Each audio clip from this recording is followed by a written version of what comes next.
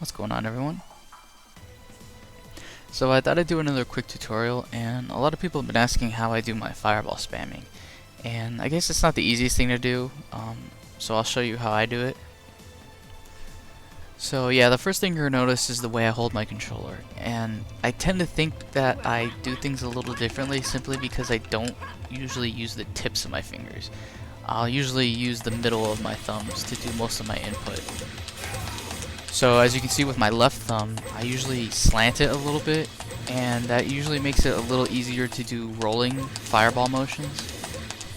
And on my right hand, I'll usually use the middle of my thumb to press circle and X, and when I need to reach for either triangle square, I'll use the tip of my thumb. So the general rule with input for Marvel vs. Capcom 3 is that you want to keep your motions as tight as possible.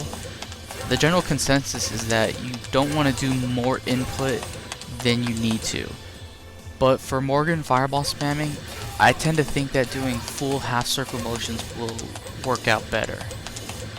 So if you're strictly using quarter circle motions for Morrigan's Fireball and fly canceling, there's a lot of guesswork with thumb placement, and that's because you have to constantly lift your thumb off the D-pad in order to let it reset.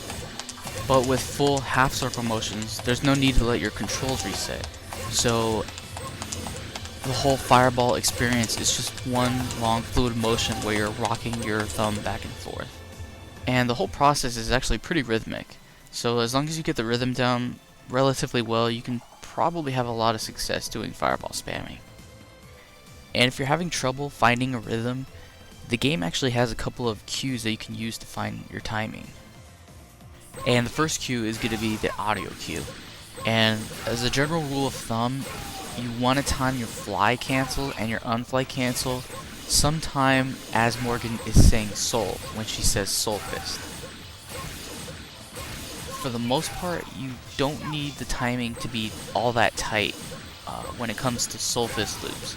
And that's because it's actually a little bit better if you do things slower, simply for accuracy's sake. But also, when it comes to timing, you actually have a pretty good amount of leeway when it comes to soul fist loops. But for the most part, you can tell if you're doing things right as long as Morrigan is canceling out the beginning of the word soul. Now, personally, I actually respond a lot better to visual cues. So when I'm actually fireball spamming, I'm not looking at the opponent. I'm actually looking at Morrigan. And even when the opponent is completely on the other side of the screen, I'm actually still looking at Morrigan. And what you're going to want to look for is this frame. And once you see that quick explosion of color, that's going to be your visual cue to do your fly cancels.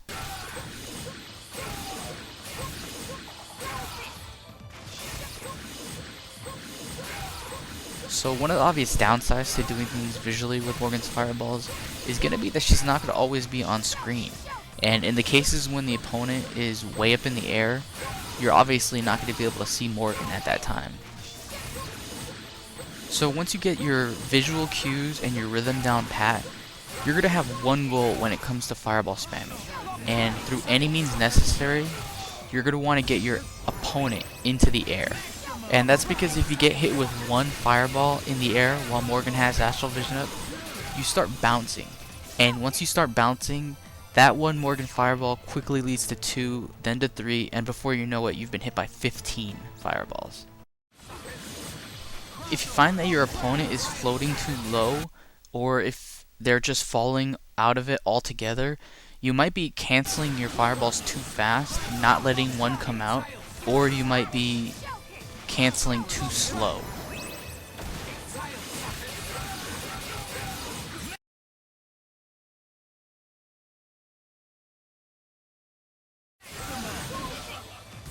And if your timing is right, it's going to look like this, where the opponent will start off pretty low to the ground, but will gain elevation slightly with every fireball that you land. So for your input, you're going to want to alternate between using a medium fireball on the ground and the heavy fireball in the air.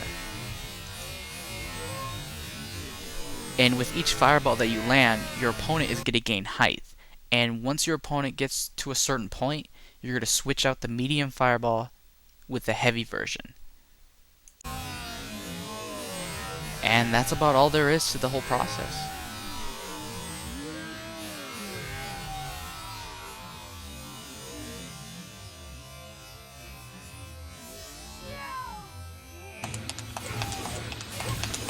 So the hardest part about spamming with Morgan is by far finding the right rhythm.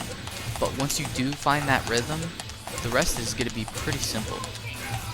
And all you're really doing is using the medium fireball on the ground, fly canceling it, using the heavy fireball in the air, unfly canceling that, and repeating the process. So yeah, that's going to be my entire process and how I do fireball spamming with Morgan. So hopefully that helped, and as always, thanks for checking me out, and I'll catch you guys later. Peace.